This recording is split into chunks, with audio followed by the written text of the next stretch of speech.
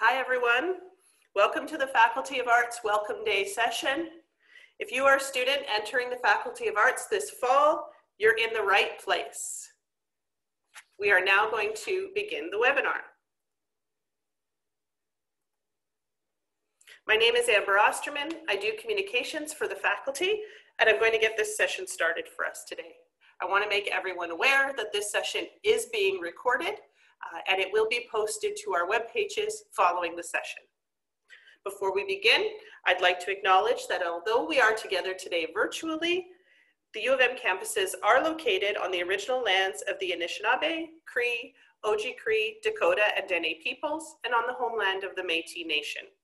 We respect the treaties that were made on these territories. We acknowledge the harms and mistakes of the past, and we dedicate ourselves to move forward in partnership with Indigenous communities in a spirit of reconciliation and collaboration.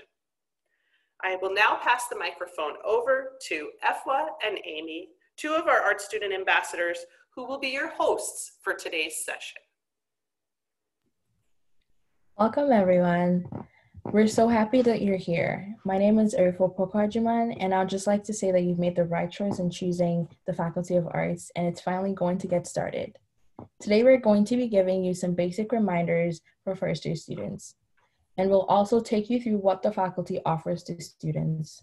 We'll introduce you to some great people, and we're going to give you some tips on how to get through your first year. Hi everyone, I'm Amy Spearman. Welcome, I'm super excited to be here with you all. I have some quick housekeeping items to cover. One is if you have a question during the session, please use the Q&A function to ask it. We'll open up a time for questions at the end of the session. We find that many questions students have are usually answered during these presentations, so please hold on to your questions to the end and we'll be sure to answer everything before we finish off. Second thing is that throughout the presentation, I encourage you to take screenshots of any of the slides you'd like. We have some with web addresses listed that you might like to refer to later. I find they're actually very important. So please have your phone nearby and you can take pictures of any of the slides. We also are recording this session and it will be available in a few days on umanitoba.ca, so you can always go back and refer to anything we say at a later time. So to start off, who are we? Who is arts? First, we can tell you that you've chosen a popular place. Arts is one of the largest faculties on campus with over 4,400 undergraduate students and about 500 graduate students and 26 different areas of studies. We have so many programs and opportunities to tell you about. Beyond the classroom, there are also so many things that students can get involved in. Each of you is sure to find something that interests you. We have 4 departments that offer co-op programs and numerous travel and exchange opportunities for when those start up again. There are student groups and research positions that you can also fill. Before we really get into that, I would like to introduce you to someone special, our Dean, Dr. Jeff Taylor. Hi everyone, welcome new art students. I'm Jeff Taylor, Dean of Arts. I am a professor of history, a professor of labor history. I've been dean here for now 9 years, going on my 10th year. But I'm also a graduate of the University of Manitoba and a former art student. I won't tell you the year I started, it was many years ago, but I do still remember that first day of being on campus, a different experience than the students this year are experiencing. But I still remember that first day and just how excited I was, but actually how kind of overwhelmed I was. I come from a small town in Manitoba, a small high school, and it was a big place, kind of an overwhelming place. And to be truthful, I didn't do particularly well that first year. I had to take stock and come back again. But when I did, I took advantage of all of the advisors in the arts office, all of the other supports that were available to me to learn study skills and so forth. And I went on to succeed. So the message here is there's a couple of messages. One just kind of generally in terms of making use of the supports that are available, And if you are feeling overwhelmed, just reach out for the various supports that are available to you, because it does or can happen to everyone. The other message is that, you know, we are in this unique situation this year. You are a unique group in many ways, but particularly because of having to deal with a remote learning environment. And that's going to offer up some challenges. But just reach out. We have lots of great resources that some of what you'll learn about today, and you'll learn about in other ways as well, that you can take advantage of to make this learning experience the best possible. So I want to just say a few things about what's involved in an arts education. So in your time with us, you'll be taking courses in what are traditionally referred to as the liberal arts. The goals of liberal arts education are to provide students with education in the humanities and the social sciences, while at the same time preparing you for a future career. An arts education will provide you with many things that will help you as you carry on throughout your career and your life. It'll help you broaden your mind. It'll help you teach you how to gather facts, interpret information, make informed decisions, and it will help you to learn different viewpoints. Our courses are split into three primary areas. There's humanities and social sciences, as I referenced earlier, and there's also interdisciplinary studies. And these are areas that combine a variety of different disciplines across the humanities and the social sciences into a particular area. And a couple of examples here are labor studies, women and gender studies, Native studies. Hopefully you were able to attend one or more of the Prep Week webinars that we offered last week to learn more about these areas and what to study in them. If you missed a session, I encourage you to go back to the website and watch the recording. Our professors provided valuable insight into introductory courses, career paths, and more during those webinars. So what do we study? On this slide, you can see all of the areas of study that we offer for a major or a minor. Chances are you've seen this slide before, but it's always a good reminder of the choices available to you. You may already have an idea of what you'd like to focus on, or you may not. Perhaps you've registered for a variety of courses from different areas to help you choose what your future major will be. You've just taken a suite of courses, and from that suite of courses, you hope to identify a major.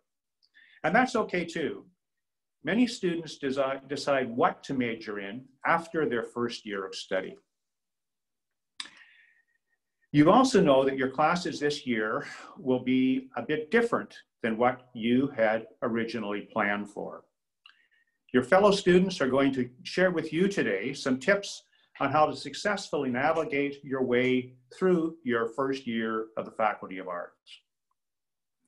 I'd like to reassure you that even though we are remote, as we say, you still will have access to professors and academic advisors who will be there to help guide you along the way. And you'll have the opportunity to be part of activities that allow you to experience your university education in a unique way. In this pandemic environment, we're all learning as we go along. And our instructors and staff are all dedicated to providing you, our students, with a top quality education and experience.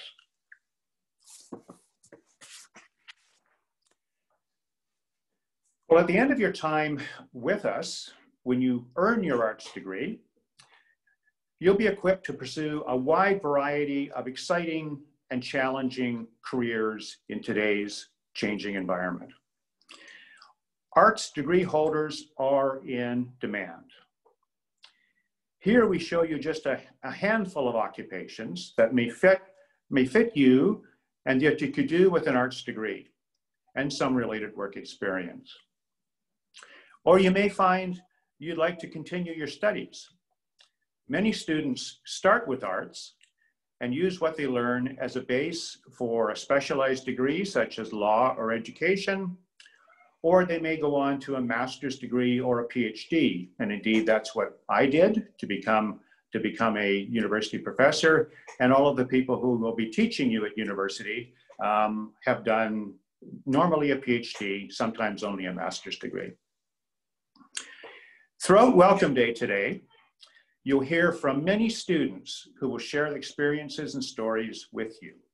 I encourage you to listen to them. They were in your position not too long ago and have valuable tips to share. So good luck to all of you, and have a wonderful year. I will now pass it back to Amy, who has a poll for us.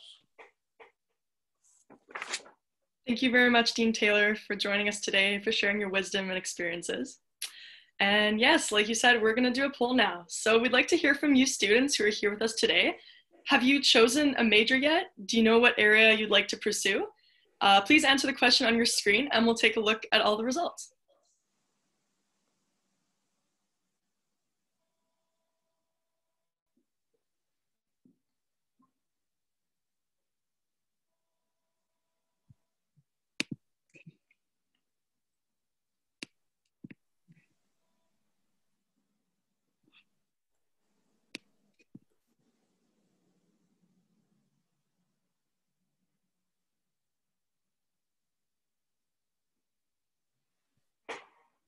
Okay, so I'm seeing some of the results right now.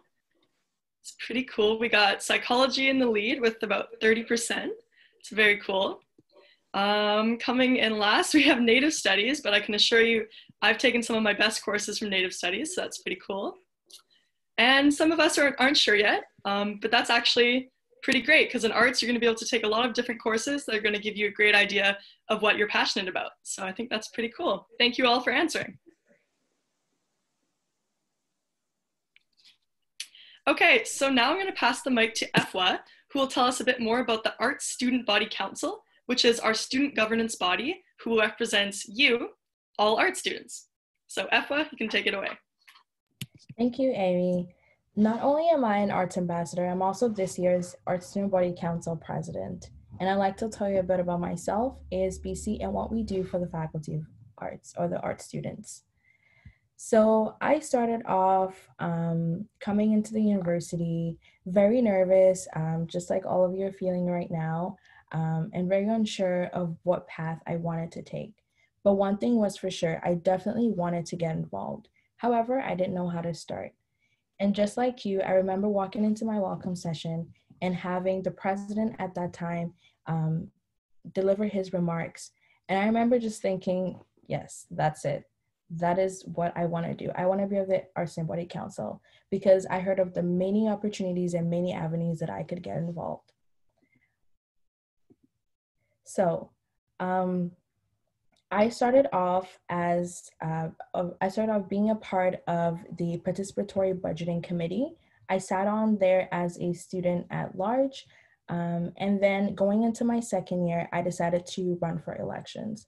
Now, that seems like a very daunting experience or a daunting task, and it felt like it was. But once I got into the groove of things, obviously, I couldn't get enough. I then went on to become vice president, and I am now this year's president, as I mentioned earlier on. Being a part of student governance has definitely been a rewarding experience, and I would definitely recommend it to all of you. Being a part of ASBC, our goal, or my goal personally, has been to make it as accessible as possible to all of you. Considering the fact that we won't be meeting in person this year, ASBC is planning on finding new and innovative ways to make sure that we're able to offer you the best resources that we can at this time. So just gonna quickly go into what we do. So we represent all the undergraduate students here at the university. We offer services such as lockers, student group fundings, and we also offer spaces for students to come together. We also organize academic events and social events. And we also serve as your student representatives in decision-making bodies within the Faculty of Arts, the University of Manitoba as a whole, and the University of Manitoba Students' Union. So as I mentioned earlier on, with everything being online, we have decided to offer you resources at your fingertips. So we will be supporting students by building bridges with student groups and the wider student community on campus. And we've recently made 7 new Discord platforms that students can use to connect with one another, with our councils moderating it within regular office hours. We will be sending out an email that will contain more detailed information with regards to this. But we will be offering a virtual arts lounge, an international students server, an accessibility and mental wellness server, an Indigenous students server, an LGBTQ server, a woman server, and a racialized arts server. We will also be having a lunch and learn event that will be happening on Friday, September 11th from 11 a.m. to 12 p.m. And I would definitely encourage you all to log into that. And as I said, an email will be sent out with detailed information with regards to that. I would also encourage you all to follow us on our Instagram, since that's where we do post a good chunk of all our information. As it is on your screen, you can take a picture of it and you can follow us later. We will be having giveaways to welcome you all and be posting really helpful tips and helpful resources. And you also get to meet our different counselors that are representing you this year. I look forward to, meeting you all virtually, and I hope you all have the best time here at the Faculty of Arts. Awesome. Thank you so much, Efwa, for giving us a great overview on ASBC and yourself. Now, the rest of us must introduce ourselves. Drumroll. We are your art student ambassadors for the year, and we are here to help. Because I'm talking, I guess I will just go first, if that's okay. Like I said, guys, my name is Amy Spearman. I'll be entering my 2nd year of studies this fall. I'll be continuing my studies in global political economy, which is GPE for short, as the cool kids call it. I graduated from Collège Jean Sauvé as valedictorian last year. I hope there are some CJS students here today. And the thing I'm looking most forward to this year is actually working on student body council with EFWA as a senator. I'll also be working as a lifeguard at the U of M pool once it opens, and so I look forward to seeing you all there as well. I think our next up is Kletch, right? Hi everyone, my name is Klesh and I'm also entering my 2nd year of studies here. I'm currently pursuing an honors degree in political studies. I graduated from Collège Myriel, also in 2019, and I'm looking forward this year to being an ambassador and kind of navigating this whole virtual experience with everybody.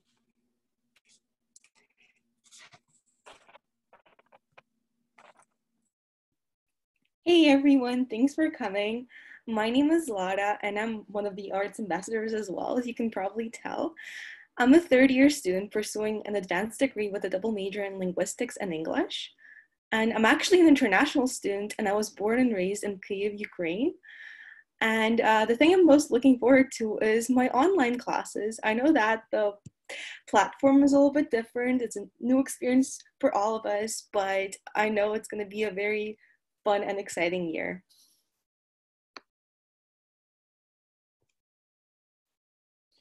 Hello, everyone. My name is Mina Ragib. I'm a 3rd year student currently completing a major in psychology, advanced degree, and a minor in business. I also attended the Vincent Massey Collegiate High School, and I'm looking forward to meeting new people and having a successful year ahead. Thank you.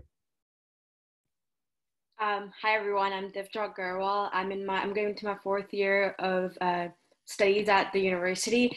I'm taking sociology advanced and I'm minoring in family studies.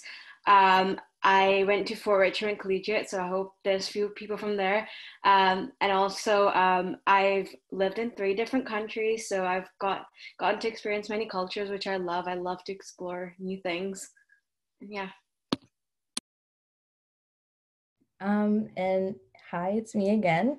As I mentioned earlier on, my name is Efwa. I'm currently going into my 4th and final year, majoring in sociology and minoring in political studies. I also graduated from Fort Richmond Collegiate. Div and I actually graduated in the same year. And I'm looking forward to graduating this year. Time really flies by, so cherish every moment that you have.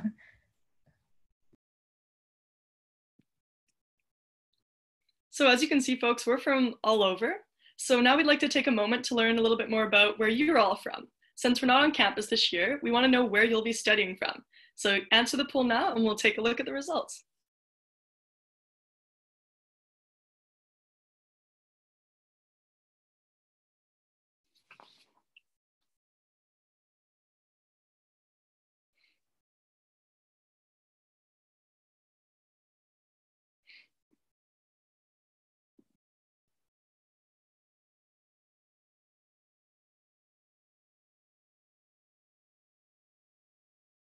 Okay, and they are up.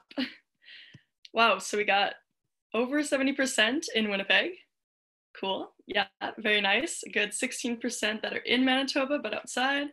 1% that's in Canada, but outside Manitoba. Good for you, represent. And we have 12% who are outside of Canada. That's super cool, guys. Thanks for being in the Faculty of Arts. Okay, now we're going to talk a bit about what to expect this year. As Dean Taylor mentioned, this fall is going to be different. And if you participated in the faculty fair back in June or prep week last week, or gone through UM Essentials, you kind of have a good idea of what to expect. But when classes actually start tomorrow, what can you really expect? We're here to give you a bit of details on that.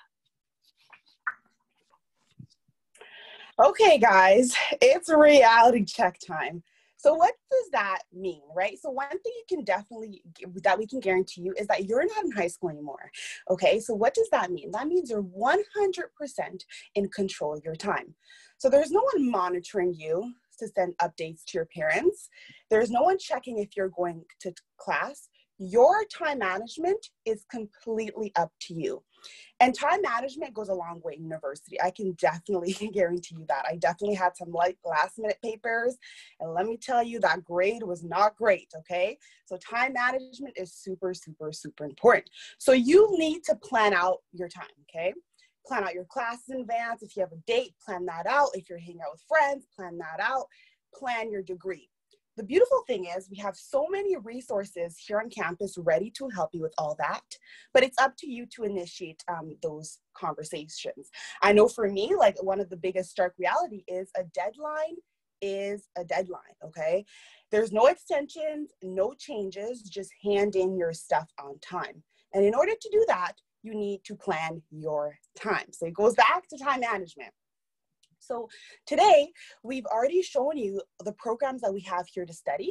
You have so many options. It's actually crazy. Like I remember like being in like being here last year, and I remember being like in high school, they only tell us there's like 4 professions: lawyer, doctor, teacher, and you know the 4th one that kind of changes. But then you get to university, it's like, oh my god, there's so much for you to study here with us this year. There's also other things. There's plenty of student groups. For instance, I also sit on the Art Student Body Council, and I'm also an ambassador. There's plenty of trips. There's a theater program. There's learn a language programs. There's student conferences, student contests, volunteer options, and even student job opportunities. You just really have to be open to them and take advantage of them. All right, we're going to talk a little bit about what to expect in September. And if you've been to any of our arts summer webinars, you've probably seen this slide already. So your experience in September is going to look a lot more like the photo on the left than the one on the right. By the way, looking great, Efwa. I know that we all really hope that we're going to be back on campus as soon as possible, and you guys will get to experience campus life the way we did. But for now, we can only make the most of what's given to us, and in order to have the most amazing term together, we're going to share a little bit of tips and tricks how to succeed this year. So the first one is advanced preparation. And this includes using your syllabus really effectively. Your course outline is going to include lots of important things like the link to join your class Zoom call, the expectations that are outlined for you as a student and what you can expect from your professor. You're gonna also find all your deadlines there. And it's really important to go through those deadlines and make sure to enter them into your online calendar or write them down in your planner or whatever other platform you're using to make sure that you are aware of when things are due and you're not gonna forget about something or miss a deadline, because that's something that happens a lot to first-year students. Yeah. And the other thing that you're going to find on your syllabus is all the assigned readings, chapters, videos that you should watch for each and every class. And that's something that you should also really do, because it's really easy when classes are online to fall behind and think, oh, it's actually not important to do like the reading for this day because, well, we're not meeting via Zoom today, right? We're only having like this meeting once a week, and so I can watch like in my own time. And it's actually really important to stick with the deadlines that are outlined for you, because it's really easy to fall behind when you're in charge of your own time. So yeah, keep track of that, guys. The other thing is attentive participation. It is really crucial to take notes, even when the class is virtual or it's a pre-recorded class. Notes are something that you're going to refer back to a lot when you're studying for your exams or just working on an essay or some assignment, and you want to look back at something that you've learned in class. It is not convenient to even if this video is recorded, to go back and look when the professor said something. It's much more like easy for you guys to access your own notes. And so that's why it's really important to take those no matter what the class format is. And while you're attending online classes, it is super important to turn your phone off, or at least put it away, or any other devices that would be a distraction for you. Because even though it may seem that, well, if I like hide my phone behind the screen, my prof is not going to see that I'm like looking, like scrolling through my Instagram feed. This is definitely gonna disrupt your learning process, and we don't want that to happen. You want to be as concentrated and focused as you can be. And another thing that sometimes is part of your grade is active participation in terms of actually speaking up in class. And it can be a little bit stressful to do that when the class is in person, but right now we can take advantage of being in the comfort of our own homes, sitting in front of a screen. It's not as stressful to just unmute yourself and say a little bit of like your comments or your questions to the professors if it's just talking to a screen, rather than like actually seeing a whole bunch of people stare at you while you ask your question or answer a question. So take full advantage of that. So the next tip of success that we have for you guys is active review. So ask questions, right? If you don't know something, ask questions, send an email to your professor. I know I was nervous the first time when I had to go up to my professor to ask questions, but you can send an email. A lot of professors, all professors are here for your success and ready to help you. So ask questions. I know for my classes this semester, they're also doing like Zoom virtual classes, Zoom office hours. So you could also go to one of those to ask your questions, but asking questions is important. The second tip we have for you guys is go back and fill in your notes from the lecture or rewrite your notes. The key thing about active review is that we all learn differently. We all have different review techniques, and it's really important to utilize what works best for you. I like to rewrite all my notes because I feel like that kind of goes in my head a bit better. But some people, that may not work for you, and for you it may just be filling in your notes. Sometimes during lectures you'll see that some profs are really, really quick, and you're like writing, sometimes I don't have time to see if all your notes are complete. So going back and filling those in, I know that works for some people too. So the third thing is self-test. Self-test, self-test, self-test. Self-testing is like, it's so good because you don't know what you don't know until you don't know it. And how do you discover that you don't know it? Well, you self-test. But if you wait too long, like the day before an exam, now you're doing all these practice tests, and you're like, I don't know, well, you know, you're a bit in a complicated situation. So if you self-test as you go, and even quick things such as like, what is this? What is this? You know, at night will tell you, okay, I didn't understand this. Let me write a quick email to my professor. And I know this a lot right now, and you'll see later in the presentation, we have services on campus that are ready to help you with this. So, but active review is so important. It's part of the success here at university. So we'll go to our next tip, which is begin now, okay? As tempting as it is to procrastinate, don't do it. Procrastination, oh boy, got me in some hot water my first year. So attend your classes, be on time, especially virtually. It could be tempting to skip. Don't skip. And like, honestly, it takes you more time to catch up on the time that you skip than to just go to the class. Okay, so you're better off going to the class. Don't skip. Begin assignments early. And that goes back to that point of time management, right? If you begin assignment early, you have all the time in the world to let a professor help you. I remember my first essay, I was so nervous. So I got it done like within the first month. So I had 3 months to just review my assignment, right? And kind of talk. So begin assignments early. Simple things as like, okay, do I have an essay question? Do I understand the assignment, right? Because things will pile up very quickly. And one way that you can kind of help you with this is to create a study schedule, right? And study schedule are very important to like essentially stop that pile of things piling up, right? And to stop that, you know, pile that can get really big at times. So speaking of study schedule, okay, here's what one could look like. So in a study schedule, essentially you want to schedule in your classes, your work, your time with friends and family, and sleep. Oh my God, sleep is so important. You need to sleep in university. I know that I was like 3 a.m. trying to write a paper. It doesn't go well. Sleep, sleep, sleep, sleep, sleep. Sleep is so important. And schedule also your study time, right? So with this example, we see that this student is quite busy, and wow, this student's very lucky. They can sleep in Tuesdays and Thursdays. I can't, but this student is a very lucky student. So did you know that it's recommended that a ratio for study hours is 2 hours of study for every 1 hour class?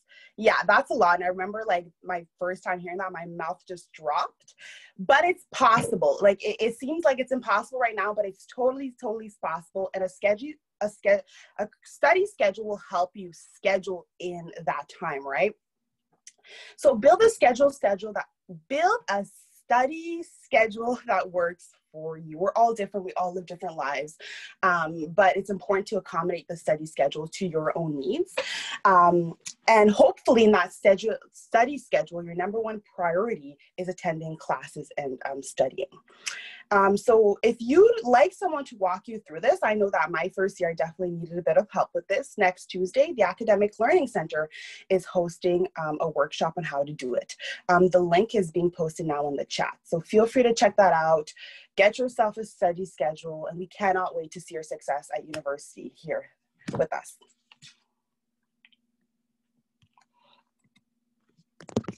Okay, time for another poll.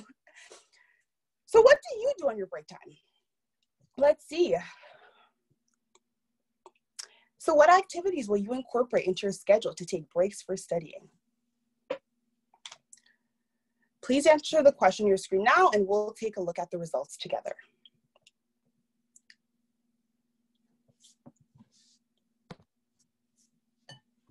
I wish we could vote, but you know, there's some cool options. Yeah. I was tempted, Amy. I was very tempted to vote.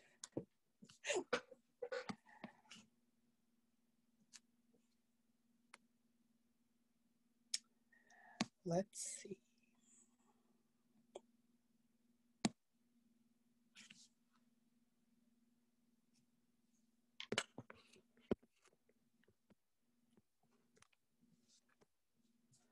wow. Take a walk and jog. Wow, that comes, I think, no, take a nap. Is that the highest? Yes, take a nap is the highest with 34%. I love to take a nap too, so I can definitely, oh no, watching Netflix is the highest one with 47%. I'm sorry, but I like to take a nap. I would put my vote in taking a nap. But yeah, like, make sure you take a break in university. It's so important. Mental health is important. So do what you say you do when you're taking a break. And with that said, I'll send it to the next Arts Ambassador for the next slide.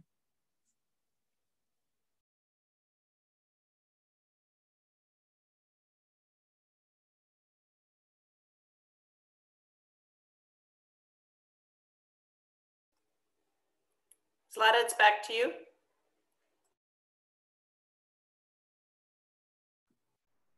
Hello. Sorry, I had some minor technical difficulties. Now it's back to normal. So right now we're going to talk about some tips for remote learning. Remote learning is something that some of us are a little bit familiar with because we took our winter term classes, and at the end of the term, they all went to being online, and it was very new to us, and we were kind of pulled into this entirely unfamiliar way of learning. But right now, you guys have a lot more resources and tips from us, and we're speaking from some of our own experiences, but also the professors have had more time to prepare their classes. So I really hope that this term, despite being entirely online, is going to go smoothly for all of you. So all of the courses are going to be accessed through U of M's learning management system that is called UMLearn. And you may receive an email from your instructor today or tomorrow that includes your syllabus and the Zoom link for your first class, or maybe it's a regularly scheduled class. If you don't receive that, make sure to go to your course page on UMLearn and check the syllabus. It's sometimes in the course overview, sometimes there's a folder that's called syllabus in particular. In my experience, a lot of profs like to put the regular Zoom link in the syllabus, and make sure you know when exactly you're meeting, because these classes this term are going to be a mixture of live meetings and audio or video recording that you're going to watch on your own. So this is why it's really important to really time manage as well as you can. But now on to our tips. So in order to prepare for your classes, we highly encourage you to actually prep your work area. Make sure to clean your table, remove all the distracting objects, be that your phone, your iPad, whatever else. Make sure you have space to put all your books, your laptop, your little notebook, or whatever else you use for taking notes.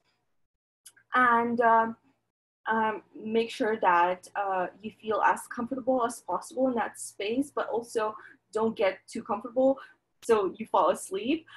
Make sure that you actually feel comfortable studying and feel focused and energized and ready to go. Something that we are all kind of new to is online testing. We're so used to actually going to our tests and exams and writing them on a piece of paper. But don't be intimidated by that. I think even though the format of testing will be a little bit different with everything being online, sometimes it's going to be online quizzes, sometimes it's going to be take-home exams and midterms. But make sure that you listen to your instructor or professor to learn what exactly is going to be on the test, so you can prepare as much as you can. But I just want to let you know that even though the format is different, the things you're going to be tested on are going to be pretty much the same as what you would be tested on if things were in person. Sometimes it might be useful for you to have, all of your other things that you're going to be tested on written out on a piece of paper. If a prof mentions it in class, make sure to make a note of it. Speaking of instructors, it is really important to get to know your instructor as much as you can. And actually on Welcome Day in the past years, we highly encourage students to go to your instructor's office hours and talk to them, introduce yourself, and speak about your experiences in the class. But the fact that everything is now remote does not mean that you don't have to get to know your instructor. It's super important for you to visit office hours. Now they're going to be online. Your prof is going to provide a Zoom link. And sometimes those office hours are during a regular time. Sometimes your professor prefers if you email them in advance and say that you're going to come. Sometimes you have to schedule office hours. But the format of office hours is very much the same. The only thing that's different is that you're speaking from the comfort of your home, looking at a screen, and asking questions to your prof. Also, make sure you contact your professors by email as well. Your professors are actually not your friends, so while you may email them at like 2 a.m. and schedule that email to be sent at like 8 a.m. say, don't expect your professor to reply right away. Give them 24 hours to reply to your email. Usually in the syllabus, you can also find information based on your like prof's personal preferences as to like how much time you want to give them to reply to emails. And if the professor doesn't reply within that period of time, maybe send a follow-up email to make sure that your professor got it. But your professors are there for you, and they're willing to support you, and they're even willing to support you even more with everything being online, because it is an experience that is new to all of us, and it is new to them as well. So I'm sure they're gonna make the most out of the online platform and make this experience as enjoyable as possible. Another thing is that is pretty important is it's really crucial to ask all your questions as early as possible. Like, if you think of something that is going to be on the exam and you're like not sure about the format, or you know this topic is going to be on the exam but you don't entirely understand it, go to your professor's office hours, ask them questions, write them an email, use different resources that are available on campus, talk to your peers. It is really important to like not wait until the day before the exam or test or any kind of deadline, but to address your questions as soon as possible. Trust me, you're not going to regret this. So the other thing is, you may find that some instructors use a lot of different means of delivering classes, like combining video, audio. They're gonna share their screen, show you their PowerPoint slides. Some of your professors may only use audio recordings, say, or maybe not share the screen with PowerPoint slides, but make the most out of just speaking to you. And that is completely okay. All professors use different tools. That does not mean that one professor is better than the other. It doesn't matter how flashy and pretty the PowerPoints are. The important thing is the information that they're giving you and the tools that they're giving you to succeed in that class. And That's why your classes are going to be amazing regardless of the format that your professor uses. The other thing that I mentioned was emailing your professor. And it's super important to actually use your myumanitoba.ca email rather than your Gmail or Hotmail or whatever other email that you use for your personal communication. You must use your university email in order to communicate with your professors and any other university staff. And make sure that you check this email multiple times a week. I'd say even at least, I don't know, like 2 times a week. I personally check my university email every day to make sure I don't miss anything.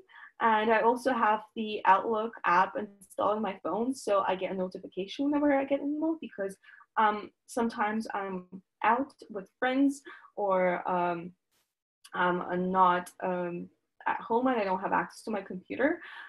So for me personally, I feel a certain comfort in knowing that I'm gonna receive a notification on my phone and I know that I got an email that I have to reply to. If you're not comfortable with that, if that's too overwhelming for you, I understand, but still make sure that you check your email fairly regularly. Yes, and the other thing that I want to talk about is support. I want to stress on the fact that all of us need some sort of support, and asking for help is not a sign of weakness, but it is a sign of strength. Make sure that you connect with your classmates, connect with your prof, join an online study group. Usually with classes being online, I've taken some summer classes, and both of my summer classes had either Telegram or WhatsApp group chats where I could connect with my fellow classmates and ask some questions about the course, and we could help each other out and share notes and do all these really cool things. And that's one of the advantages of classes being online, that people are more willing to create those super cool platforms to share tips and resources with each other. If you want to connect with students from your faculty or students from your department, feel free to connect with a student club and ask them to join. And there's a great chance that you're gonna make some long-lasting friendships like this. Also, join any other student club that reflects your interests. There's a wide variety of different student clubs that you can find on the AMSU website. You can scroll through them all and find the ones that are most interesting to you. Also, there are multiple opportunities of being part of a volunteer team or a committee or service group. Even though things are online, that doesn't mean that those things are not happening. They very much are. Make sure to talk to your family, to your friends, or whoever you're living with, not to disturb you during class time, because it is super important for you to stay focused at all times and just eliminate all possible distractions. While some of us may not be able to go to the library as frequently as we used to when things were very much in person, and sometimes we need to stay home with our family or our roommates, and sometimes I understand that they may be a distraction, but make sure that you just set some certain boundaries.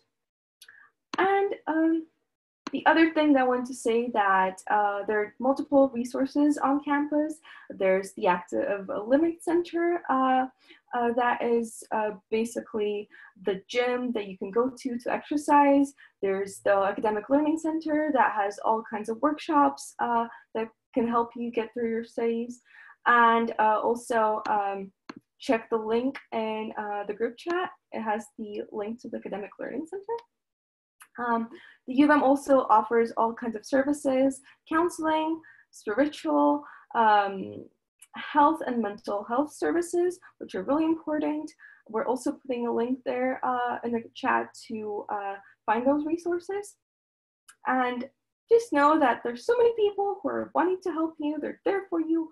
And don't be afraid to reach out, and you'll find someone to connect with and someone who will answer all your questions. Thank you so much for listening. I'll pass it on to the next person. Okay, so the Academic Learning Center provides a number of different supports and services to young students. They offer over 100 workshops each year for students. Many of these are for new students, so like you guys, first-year students. The ALC's most popular service is one-to-one tutoring for either writing or studying skills or content and select courses like psychology, anthropology, sociology, stats, or math. The ALC has identified some of the historically toughest classes on campus and offers free weekly sessions, review sessions for them. These are sometimes offered for classes like stats 1000 or econ 1010 and 1020. They're somewhat hard, and they are called supplemental instruction. So these voluntary sessions offer students an opportunity to ask questions about a course that they have difficulty with, or compare notes, or discuss course content, solve practice problems, and develop study strategies. Students who attend these, they say that they get a better understanding of course content, they get a better grade, and they might also learn some useful study strategies for future courses. If this is offered for one of your courses, your instructor will let you know, or you can check the ALC webpage. It will be in the chat. For those who prefer to do it on their own, the ALC website has tip sheets and videos like how to create an outline, how to develop a strong thesis statement, how to write a great title, or how to paraphrase, etc. So there are a lot of things that are covered there. There are links to citation guides for 7 styles of writing, and there are tips for how to take a multiple choice exam or how to write essay exams. And if you're new to the English language, they have supports and resources for that as well. So don't be afraid, they're all covered there. An extra bonus from the ALC is that all of their services are free for UM students, so you can use as many as you want. You may be sitting there thinking, well, I'm a top student, I don't really need study skills or writing help or anything. But I can tell you for sure that many top students have benefited from these services. And like, wouldn't you rather figure out how to do these things up front rather than like waiting until the end when you after your first set of papers and midterms are handed back to you, you know? So online writing tutoring is another popular service with about 70 submissions per month, where a tutor can review your paper before you hand it in. There are a few benefits to this. Not only do you get a paper reviewed and get errors identified and improvement suggestions before you hand it in, but also by booking a tutor review in advance of the class deadline, it forces you to finish your paper ahead of time. So it's a deadline before the deadline, right? And then you still have time to make the fixes before you hand it in to your prof. And I know a lot of successful students who actually benefited a lot from the service. I can tell you one example from my sister, who is currently in med school. When she was in her nursing undergrad, she needed help with an essay, so she went and asked the tutor to help her with her essay. So he gave her some suggestions to change, and so she handed it in before the deadline, and she got an A+ at the end. So it's really a great and amazing service that you should take an advantage of. And we're putting the link to the Academic Learning Center homepage in the chat right now. So after all this information you've gotten, you still have questions that you can't find answers to, which is normal. You can book an appointment with an arts academic advisor. They're there to help you with things like course selections, registration, degree planning, picking a major, and even co-curricular activities such as the ASBC group too. If there's a lot of rules and procedures at the university that even like I personally probably didn't know about until like my second and my third year of university, that sometimes you don't understand as well. So please don't guess, because that's not the way to go. Come and ask them. They're there to help you out. They're there for you. So you should come and help them out. You should ask them any questions you have regarding that. They can also connect you with other resources on campus that can help you. So if they're not able to help you out with some question that you have, they will lead you to somebody that can.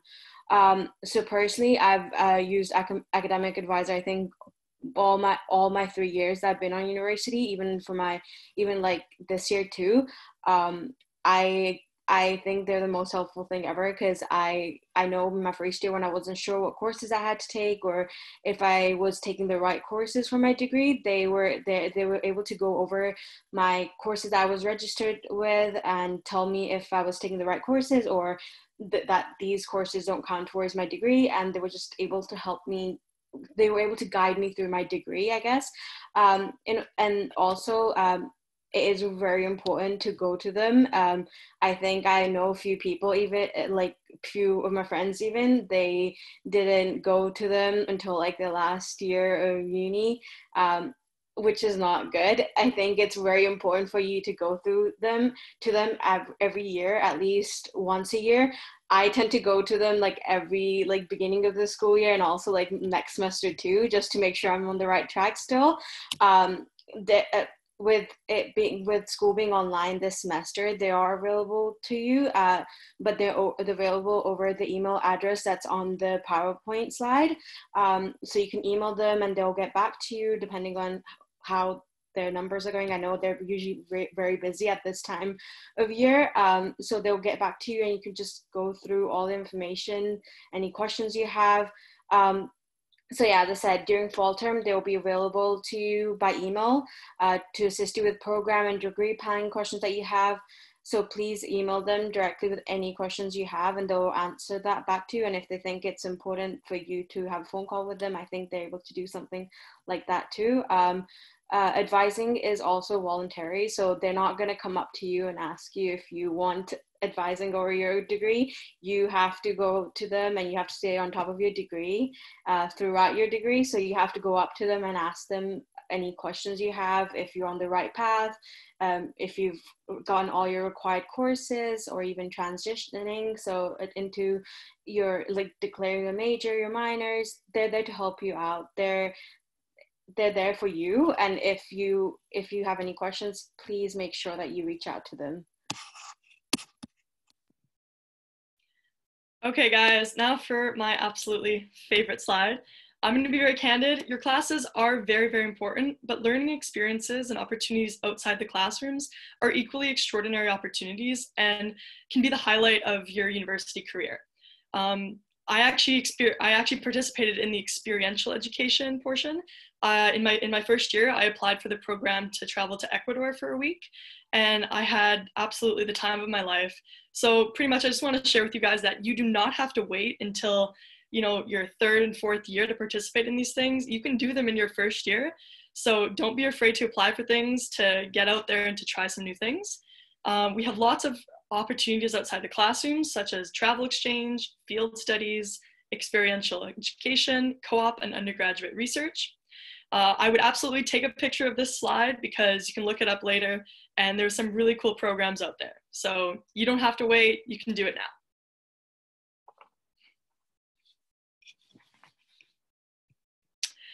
Next up is also a pretty fantastic slide, which I also encourage you to take a picture of. It's all the art student groups that we have. I actually think there are more that have kind of been created in the last little while. But I actually participate in the Global Political Economy Students Association, and I've also attended a lot of philosophy and ethics center activities. And I can tell you that there is going to be a lot of things happening online this year, as you guys know, but I encourage you to get involved with some of these student groups. It's going to be a fantastic way to meet people that are interested in the same things as you guys, and it helps to create kind of a smaller community within a big community. Because I know in my first year, I felt like I was a really small fish in a massive pool, and joining a student groups kind of helped to make me create a smaller family and become more connected within each other. So I highly, highly suggest to take a look at some of these and to get involved. Because you guys already have your phones out, take a picture of this as well.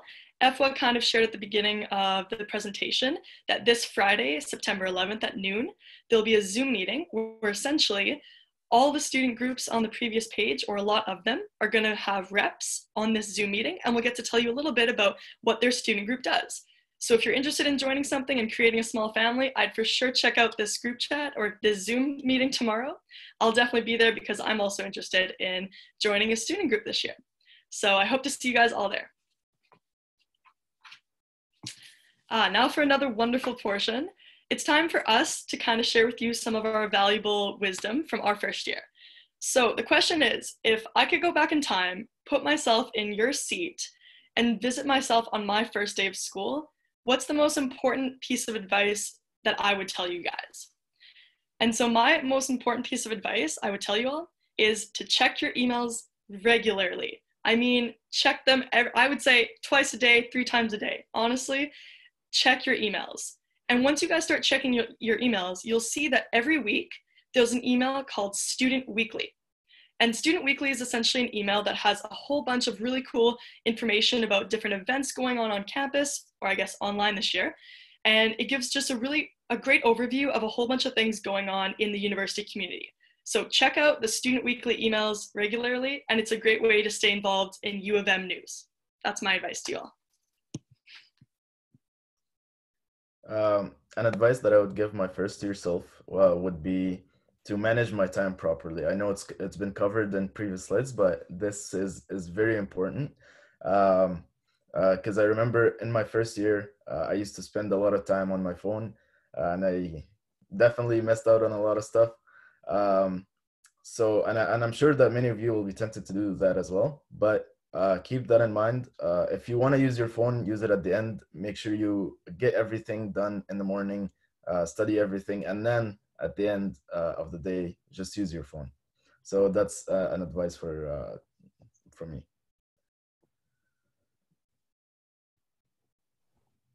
The advice that I would like to give my first year self is to get more involved on campus. And to know that as long as I know how to manage my time properly, I can make the most out of both being part of lots of student clubs and taking classes. And yeah, I used to think that if I was in a student club that would just, I don't know, I would use up all of my time and I would not have time to study, and that would, my classes would suffer, my grades would suffer. And that's actually not the case. And as long as I manage my time, I feel like I can just do really well in classes, but also make friends, make connections, learn about new things from being part of student clubs, and also develop some really applicable skills that are really crucial for my long-term career.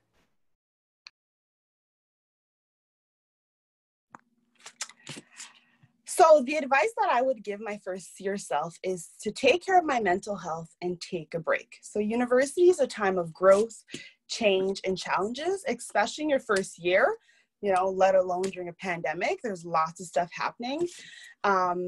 And for me personally, in attempts to do my very best in every course, I forgot to take care about my mental health and taking breaks. So I just remember finishing, you know, after, you know, the second term, and I was just so like fried, like I was just so drained. I was completely burnt out. And like it's really easy to forget to sleep and things like that, but sleeping and those little things go a long way in making sure that you are doing good. And how, you know, I put it is like, if you if you're not mentally able to do school, you can study all you want. I remember like nothing was going into my head because I was just like so just out of it, right? So take care of your mental health because it's very important, not only for you, but also for your academic success.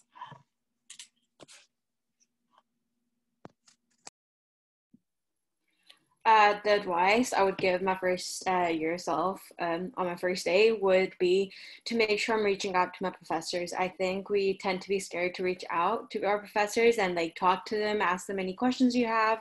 I think it's very important. I've come to realize the more you talk to your professor, the more they know you and you're better able to communicate with them. And if you're unclear about something, they're there for you. They're there to answer your questions.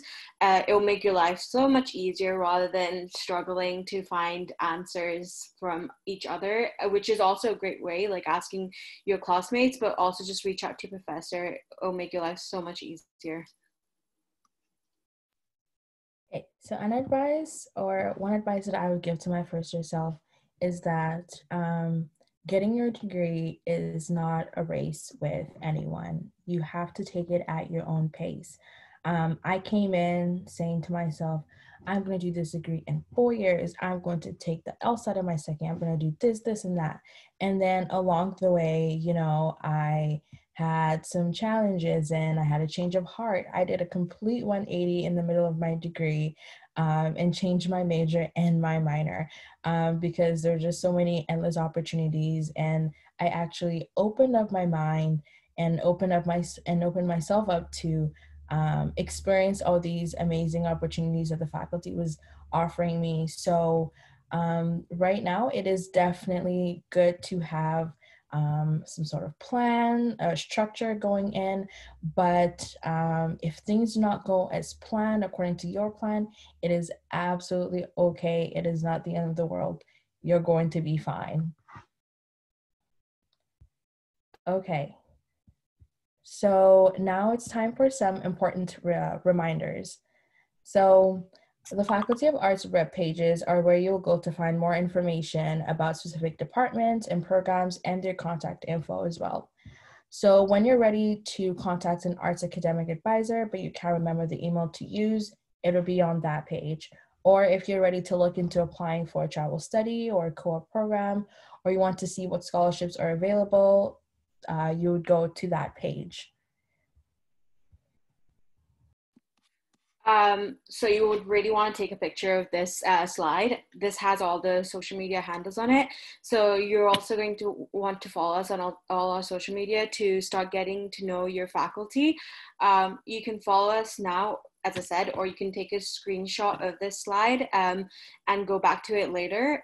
During the year, we'll be posting highlights about new and cool courses and just information about them, and tell you about the amazing research being conducted by professors and students, and let you know about any research opportunities where you can also get involved. We'll share posts about writing workshops, contests, talks by employers and alumni, and even job opportunities that are available for you as a student. There are also going to be tips at key times that are posted, key times of year that are posted. So like exam time, midterms, and during career month, that are very useful to follow. And also we'll share the stories of current students and alumni to help you give you ideas on what majors to choose or career options, and more of their experience that they have as well. And also we will always use our social media to remind you of important key dates like deadlines to drop and add courses. I think that's one thing that I know I use the social media the most for, because sometimes if I miss out my email or something, I know I'm going to be on my Instagram or something often. So I think it's very important for that kind of stuff. And there's always something new in the Faculty of Arts that we want to tell you about. So yeah, make sure to follow us on all the different handles. So your Facebook, Twitter, and Instagram. Okay, I personally asked for this slide because I'm just going to be repping emails all day long. Raise your hand if you've already claimed your U of M email address. I know we can't see you, but I'm making sure you're all listening, because for those of you who didn't, we want you to do it today. It is so, so unbelievably important that you claim your UM email, because as we've been saying pretty much throughout this whole presentation, it's the way that you're going to access all your classes. You're going to email all your profs. You're going to ask questions, which you're all going to be doing. So it's super, super important. Your professors and university staff cannot communicate with you through your Hotmail, your Shaw, your mail, your Gmail, your personal Yahoo account, or whatever. So you have to get your U of M email. Super, super important. The page on the screen, or the PowerPoint that you're seeing, is the page to go to claim your U of M email. And if you happen to run into any problems, do not ignore it. School starts tomorrow, so contact the service help desk right away to get it unlocked or reset before you get too deep into your classes. So we're gonna do a quick poll. We wanna ask you how you guys get, or how you like to get your news and information. So answer the poll now, and we'll see what you say.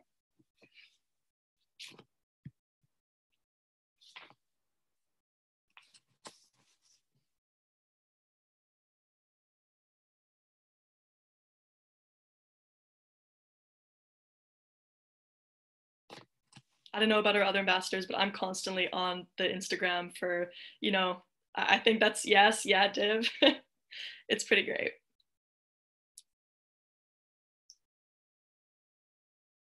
Emails, yes, guys. I love to see that. And Instagram's definitely up there too. That's awesome. As long as everyone's, you know, getting the news, that's what we want to see. So thanks for answering.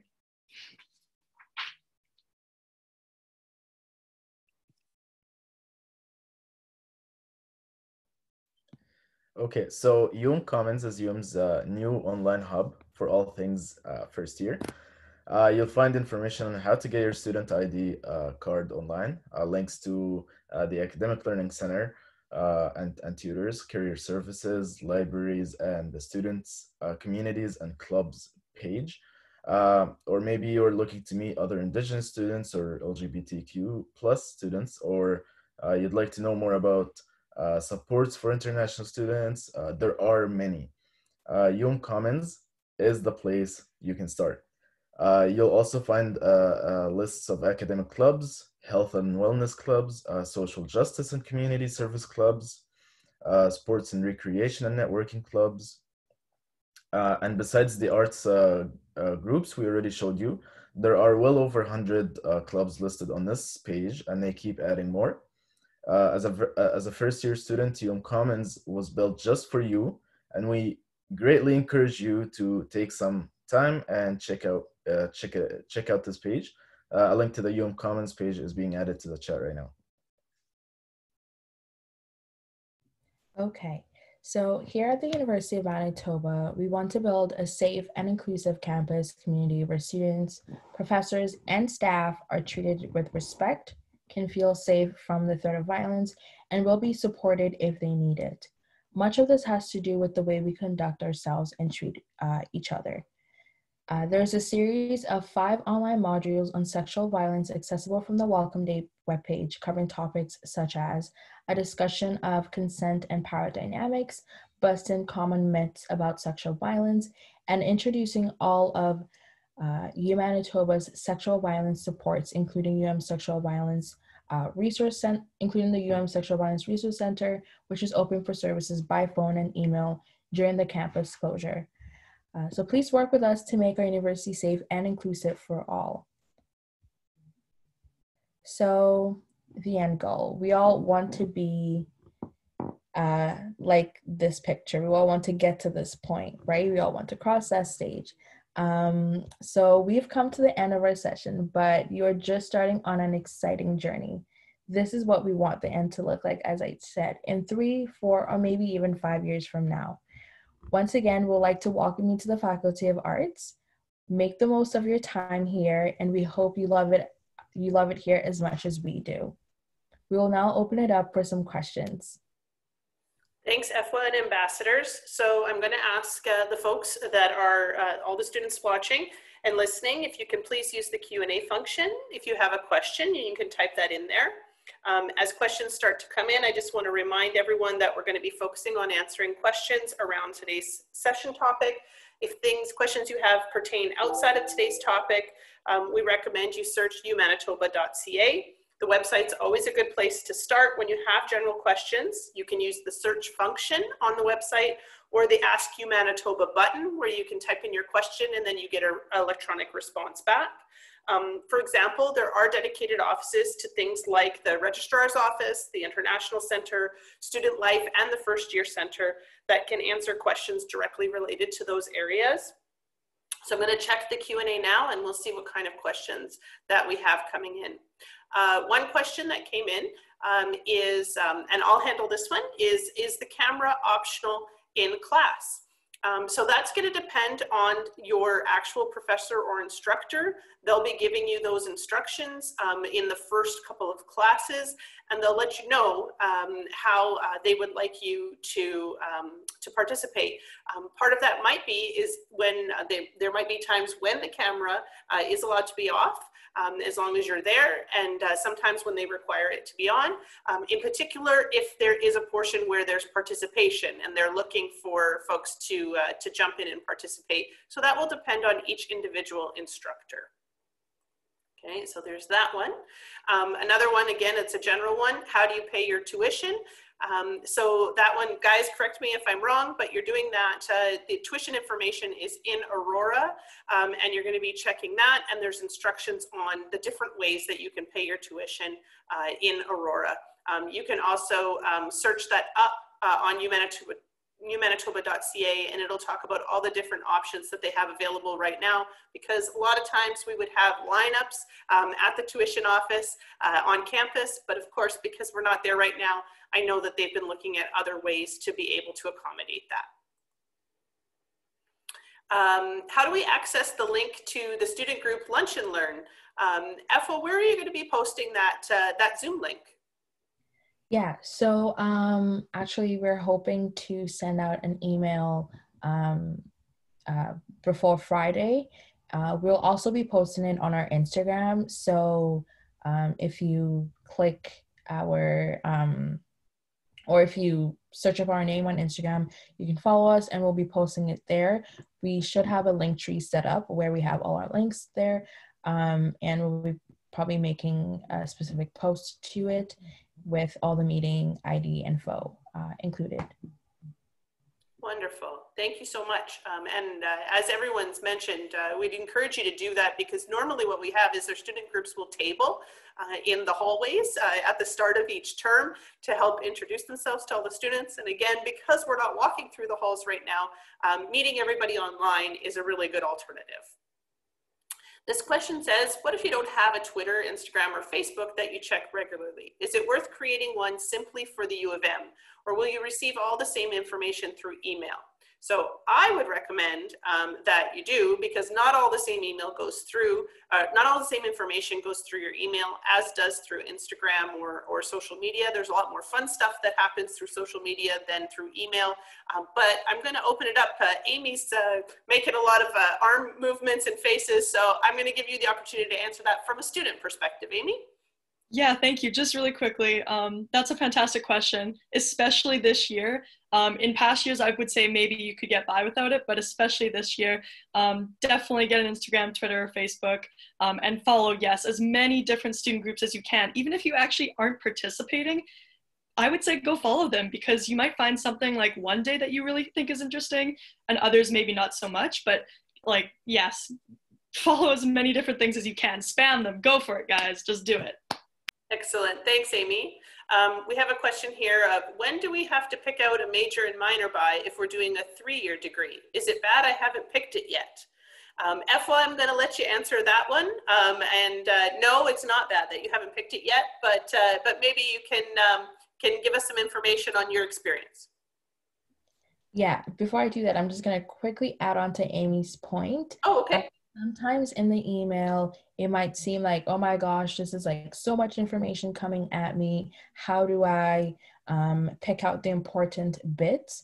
That's where the social media part comes in, because on social media, everyone is scrolling. So they tend to post eye-catching details. So the important takeaways from whatever information they're presenting to you.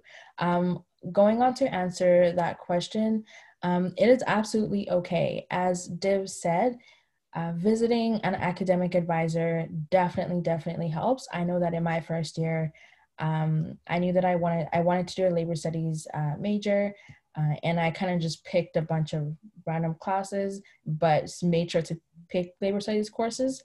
It wasn't until I met with an advisor and saw that, okay, there are different degree requirements that I have to fulfill. So even if you haven't picked a specific major or minor, if you're kind of swaying back and forth between two, the beautiful thing about our faculty and our course options is that you can just take a whole bunch of those courses, experience those classes, look through the material to see what you find interesting, and kind of just make that choice whenever you're ready. You obviously want to make that choice towards your third, by your fourth year, but utilizing an academic advisor and also Achieve. I don't know. I feel like this will probably be in comments when you guys go look at it.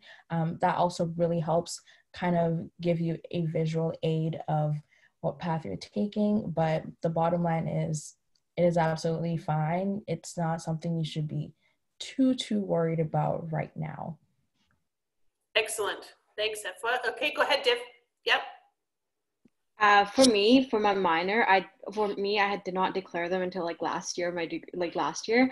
And for minor, for me, I wasn't sure what I wanted to do, but it kind of automatically happened for me because once you start taking courses, you figure out what your interests are. So I ended up choosing family because I already had I think so many of the required courses I needed to be in my minor. So once you start doing a degree, I think it automatically starts kind of falling in place. You figure out what your interests are, and it kind of just goes from there too. So don't worry about it. Thank you. And we can say that if you get close to the deadline for declaring, the faculty does contact you by email to give you that reminder, just to say, hey, you're getting close, it's time to declare something. So you do get those reminders if it does happen to delay itself out. A question that we came in about co-op, asking what are the things you do in co-op, particularly for political science or political studies, but I'll answer that one a little bit more in general. So for the co-op program, if you are interested in doing a co-op degree in one of the 4 areas that we offer right now, you would look at applying for that near the end of your first year. We do have web pages that have more information about the co-op program, and I'm going to get Haley to put a link to that page in the chat for us right away as we're talking. But I can tell you just in general, the way the co-op degree works is that you have 3 work terms. Those are paid work terms if you're doing a co-op program, and those are intertwined and kind of mixed back and forth with a study term and a work term throughout your degree. So you don't start them immediately in your first year. There are courses you have to take first, and you do have to apply to be considered for a co-op program. So that link will go in there, and there's some more information about that, and you can look into it later. We have a co-op coordinator in arts that you can also contact to find out more information about the program. And if you want to find out more about the types of assignments and work assignments that you could get in political studies, for example, you can contact the department directly for that. Okay. Where do we submit a reflection for our co-curricular record for Welcome Day for doing the sessions today?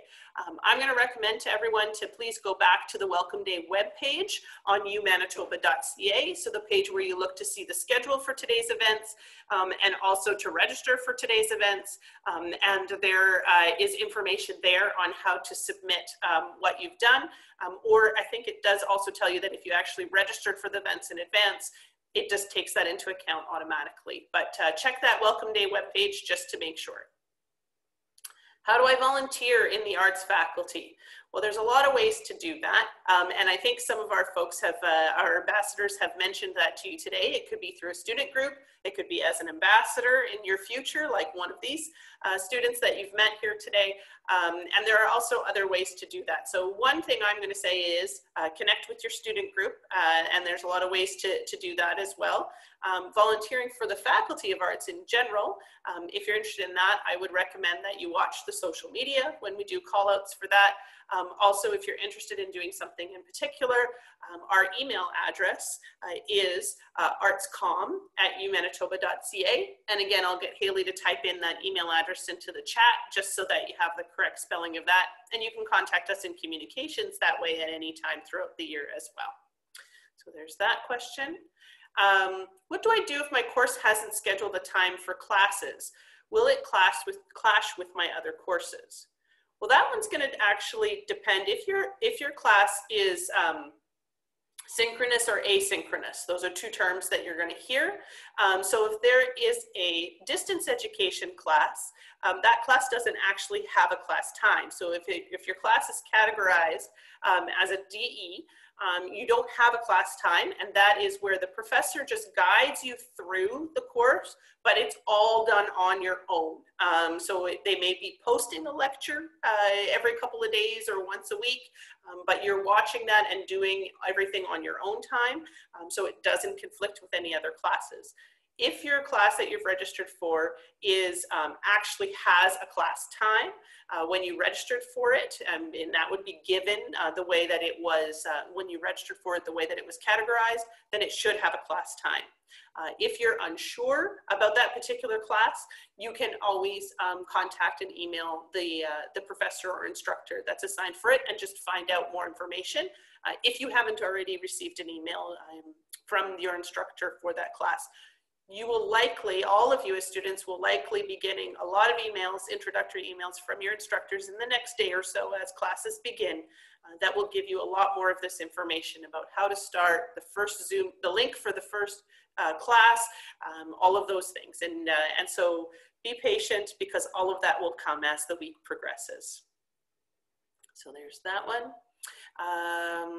In terms of lectures, will they email us about what virtual meeting method they prefer? Absolutely. So you will see that either in the course outline or syllabus, or they'll be telling you that in the first class. And if you still have questions, again, you can ask. Amy, jump in on that one. Check your emails. Yeah. That's mostly where you'll find what format they prefer. So check your emails. Yes. If I miss my Zoom meeting for class, because that can happen sometimes, things can happen and we miss something, how will I find out what was talked about in class, notes, assignments, dates for hand-ins, etc.? So Div, I'm going to hand this one over to you in a second. Let's talk about, in the springtime, how did that work for you?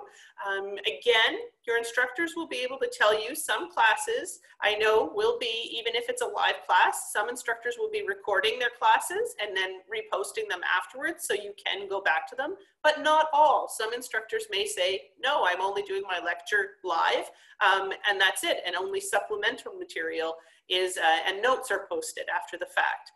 So I would say my tip would be connecting with another student in the class as you see who's in there, and make a friend, even if we are remote. But Div, what's your advice in that area?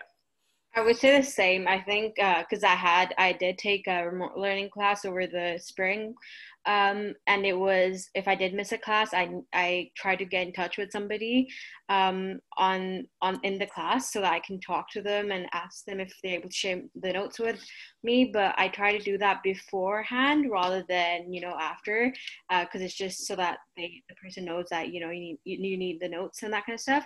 But also just reaching out to your professor, sometimes they can help you out if you're not too sure, but they will also tell you to reach out to a classmate for notes.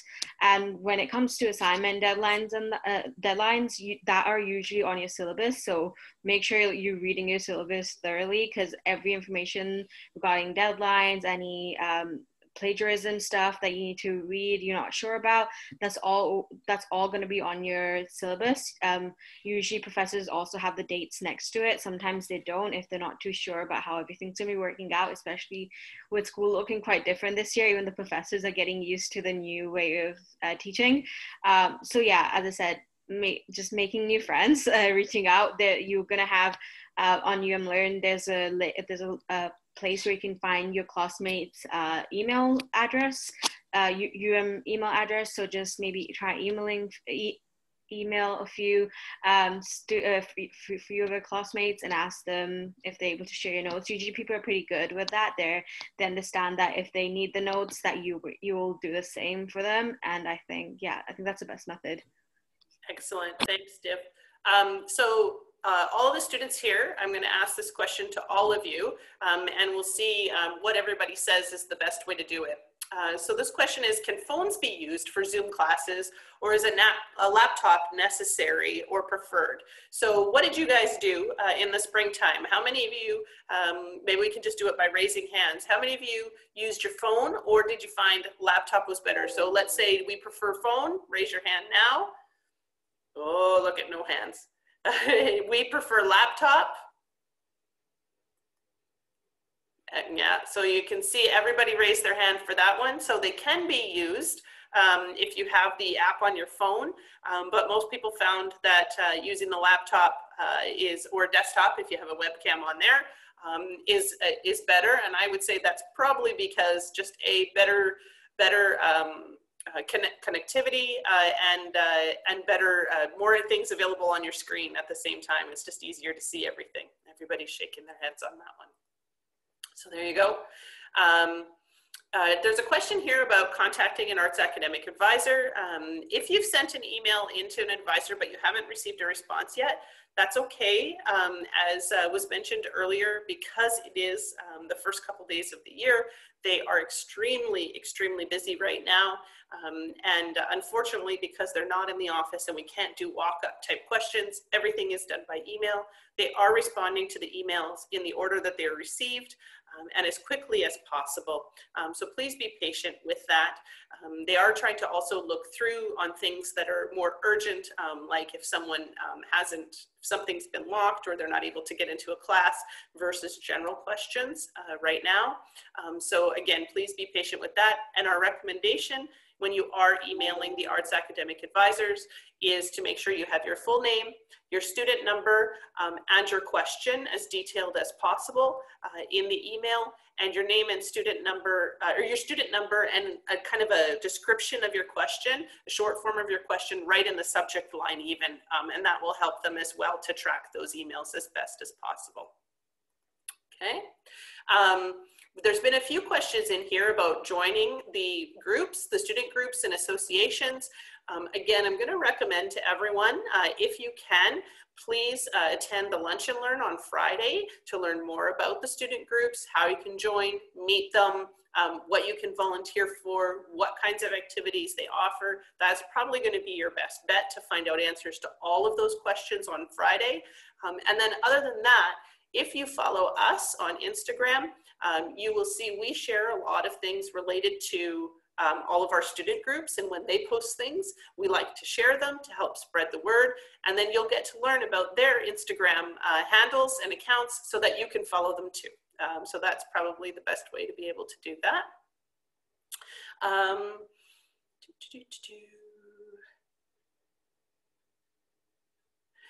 There's a question about, okay, we've talked about a lot of different resources. Where should we regularly be checking? Learn, Commons, etc. So Learn, absolutely, because that's all your class information. Your email, as Amy has been drilling into our heads today, is checking that to make sure that that you're catching all the deadlines. And then social media and things like that, Commons, those are all the extra things, right? To be able to stay connected to students, to resources, all of those things. So absolutely, if your classes are your #1 priority, which we hope they are, Learn and your email are your two top things if you want to focus and concentrate on. Guys, if you agree, then we can shake our heads with that. If anybody has anything else to say, yeah, good, awesome, good. And I gave the right answer. Excellent. The deadline for declaring, I believe, is in your 3rd year for a major, by your 3rd year for doing that. So again, there's lots of time, folks. There's no need to rush. You can declare it now and you can change it. That's absolutely fine too. And if you don't know yet, please go through your classes this term and this year and see what you get a feel for, what you do good in, what you think that you might like to take, and then you can look at declaring later. Okay. Again, there's a couple questions on co-op programs. I'm going to refer you back to the co-op web pages to be able to get more information on that. It is certainly not limiting in the courses that you can take because you are still filling the degree requirements for that major, even though you're taking a co-op program and having some work terms with that.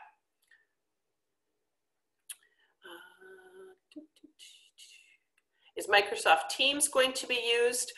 It may. Again, it depends on the instructor and the professor and what their preference is. We're finding that most are using WebEx and Zoom are the two most popular or common type of group meetings that are happening. Syllabuses and course outlines can be obtained through Learn. If you, for all courses, sometimes instructors are also emailing those out to all the students just so that, that it's easily accessible right from the beginning.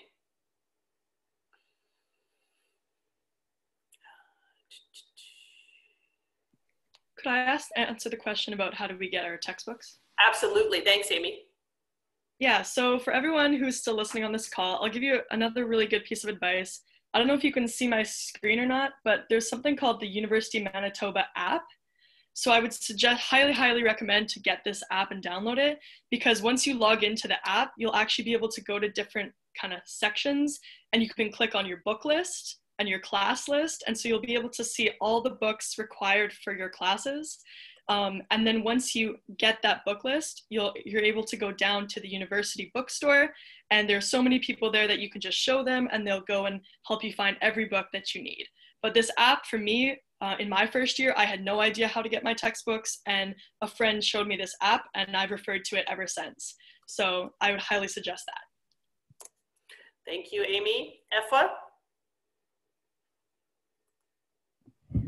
This is like not really related to textbooks, but when Amy showed that app, I just wanted to show another app that's like really helpful. So it's called Pulse, and you just go to the App Store, the Android store, and you search it up. And when you download it, you put in your school, and it automatically accesses your Learn. So you have your Learn on the go. I remember in my second year, I would be busing right after my last class to work, so I don't really get the chance to, you know, like look at my notes or keep up with the things that my professors were posting in Learn until like I got home, like after like 9:30 p.m. I found out like just having this on my phone, I would just read through it. I was able to access lectures on the go while I was on the bus.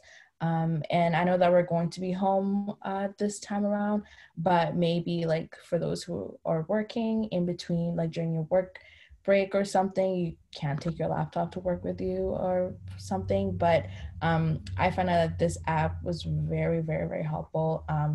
And I think it's still going to be helpful even if we're going to be at home most of the time. But yeah, I just wanted to share that before I forgot. Excellent. Thanks, Efwa. And one more thing to add related to textbooks. So you can also go through the bookstore, the Manitoba Bookstore's website to find out more information about your textbooks, in whether you're purchasing physical textbooks or the online version of the textbooks. You can do both of that for some classes. And if you are purchasing the online version of a textbook, when you do so, the way it works is it provides you receive information. If you go to the bookstore, you get a little card, and it gives you the information and the link that you go to once you've made that purchase to then be able to go get the book and download it for yourself, the online version of the book. Div? I was gonna say, I know a lot of people are maybe not in Winnipeg, so being not be able to go to the bookstore, yeah, which I over the summer wasn't able to. So I actually ordered my textbooks and got them delivered at my address. That's another option that you can go on when you go to the bookstore's website. When you put your class numbers in, it just automatically shows you your material, and if they have like a used version of that book or not. So you can just access that way too. So don't worry if you're not able to actually make it to bookstore, because you are able to get it delivered too. Excellent. Thanks, Div. Efwa, there's a few questions in there about that app you were talking about, the spelling of it and where to find it. So could you perhaps type that in the chat for us Yes, and make sure that it posts to all attendees, and then folks can look there for that, to be able to do that. That will work. Oh, here's a question.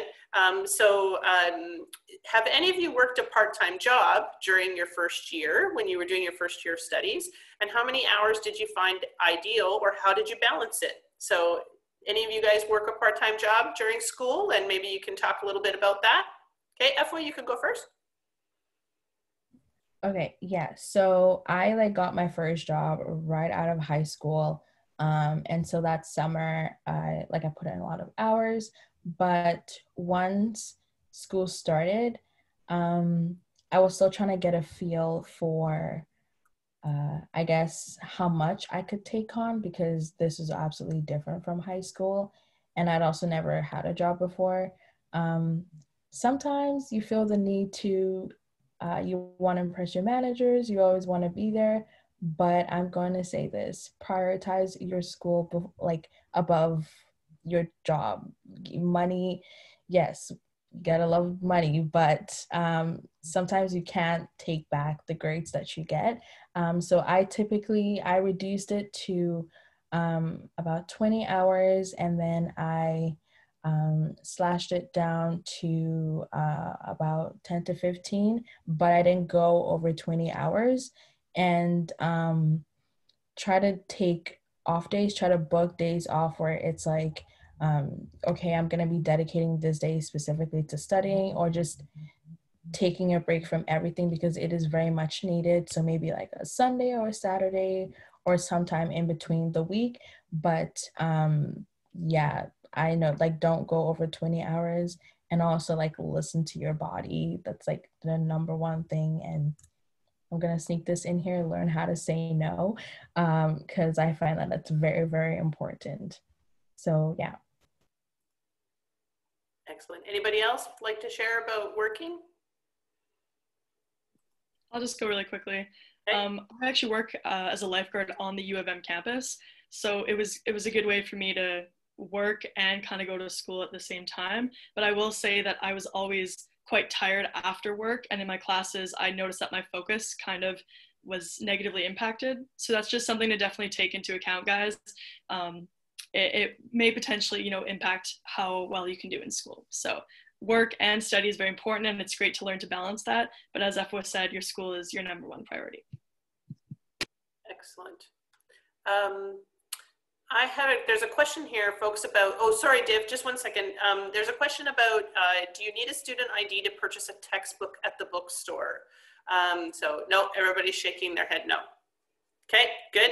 That was a good one that I wasn't sure I knew the answer to. Now, Div, you had your hand up. Go ahead.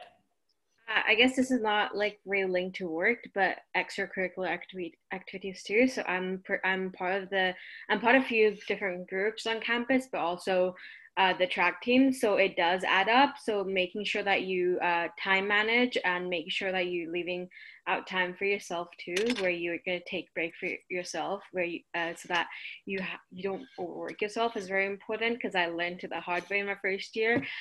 So realizing that if you're not able to do all of it, prioritizing what you can do, because it's better to do less but then do good at it rather than overburdening yourself, because university as it is pretty stressful, especially in your first year where you're getting used to the different environment. So just making sure you, as we said, mental health is very important, prioritize that as well, and then link other stuff to it. Excellent. There's a question in here about having technical issues with some of the things like WebEx or Zoom or things like that, and being a little bit worried about if that will impact classes. So yeah, if we recommend everybody try to test all that stuff. If you have any issues right in the first couple of classes, please don't ignore it. You can contact your computer provider, because that may be, the issue might be with your actual computer and not the system. Or not your instructor or UM-Learn. So check that. If you continue to have problems connecting through UM-Learn, then it's the U of M's computer department, which is called IST, that you would contact. And also just to let you know that on the Commons web pages, there is a page that talks about technical issues, and it gives a lot of tips on if you're having issues with WebEx, if you're having issues with Zoom, if you're having issues, this is how to connect to this. So I would encourage you, that's another reason, like Mina talked about Commons, it's another reason to go there and check that page out if you are having some of those technical issues, because there are some tips on things you can try this first, try this next, if you are having some problems. So there's that for technical side. Efwa has her hand up. Yeah, as Amber said, like Commons probably does have that page.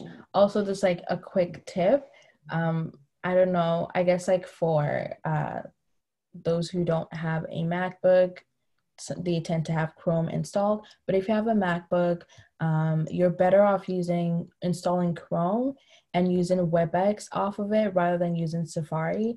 I learned that the hard way during my remote learning in the summer.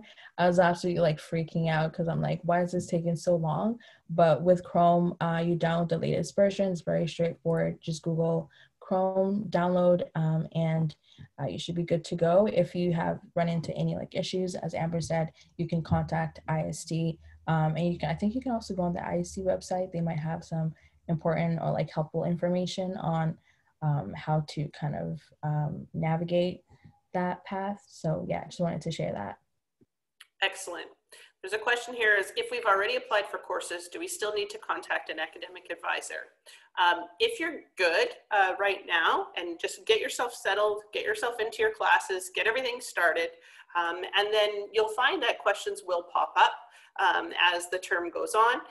Collect some of those and yeah, send an email to an arts academic advisor later in the term. That's okay. You don't need to connect with them immediately. And as Div mentioned, sometimes those questions can be answered easily by email. Sometimes they might follow up and say, hey, let's do a phone call or a Zoom call to get through some of those questions and talk a little bit about some of the advice that they can provide. So you don't have to immediately get through some of these first few weeks. And then as your questions come, collect those and feel free to reach out. Efwa? And also, as I mentioned earlier, Achieve, I figured that out like literally this past summer. It is such a great tool, and because sometimes you just want a program check, and obviously wait times aren't so great with everything kind of being like online now. So Achieve just really breaks everything down for you. You can access it through Jump.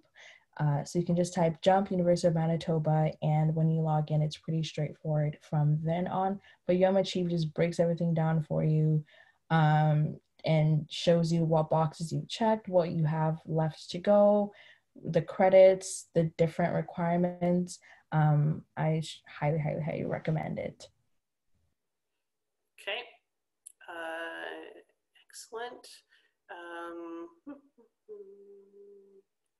There's a question in here about if you don't have access to an internet connection, will there be places at the university to use the internet? So I do know that they are opening up limited access to some of the libraries on campus for students who are having some issues and then for particular things. So the best way to go about looking into that and what the times are and how to register for a spot, and if you're eligible to register for a spot, because again, it is very limited access, would be to go to the library's web pages. So if you go to umanitoba.ca and click libraries in the search box, in the search function, it'll take you to those pages, and there will be more information listed on that in those pages. The other option is to look in Commons and those pages about libraries, and there's access to the libraries pages through there. So that's the best way to do that, because it will have all the details about who's eligible, when, and how to register for those times. Okay, the last couple of questions. For distance learning, will there be live lectures? Again, that will depend on the instructor and how they do it. So your instructor and professor will be indicating to you how they're going to go about their classes. Could be live, it could be posting a recorded lecture, it could be a combination. So each class is a little bit different and how they'll manage that. Have some patience with some of your instructors, as all this information, especially if your class doesn't start tomorrow, if it starts on Thursday, if it's a distance one, you may be finding out this information by email or on Learn throughout the week. So don't panic if you haven't heard from your instructor just yet. So that information may still be coming. So there's that. And I think that's all the questions that we're going to answer for today. If you have further questions, again, you can send them in to artsinquiry@umanitoba.ca. Or if it's a question about some of the links and things that we had today from this session, please send them into artscomm, ARTSCOMM @umanitoba.ca, and we'll do our best to help answer them for you. I want to thank everyone for joining the session today and for sticking with us through the time. We had a lot of questions and we went over time, but I hope that it's because we were able to help you out. Thank you to our student presenters for taking the time to join us and for sharing your experience with these brand new students. And we want to thank Dean Taylor for joining us at the beginning. So please continue to watch your UManitoba email and social media for regular information and reminders from your faculty. We wish you the best of luck with your classes this first week and throughout the fall term. Have a wonderful day, everybody. Let's give them a wave. Good luck, everyone. I'm going to end the recording now, and I'm going to end the session. Thanks so much, everyone, for joining us. Best of luck.